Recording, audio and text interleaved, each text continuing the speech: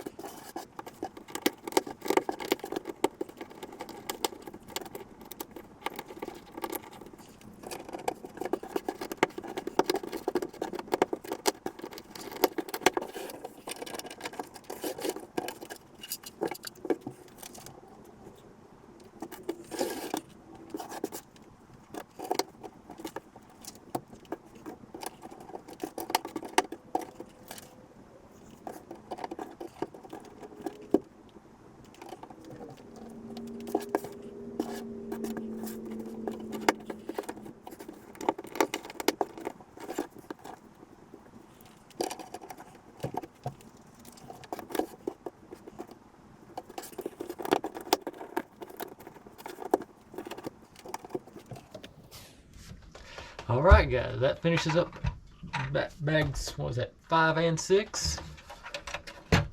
It's really starting to take form now. Got the superstructure in place and everything, you know, the engine, whole 9 yards.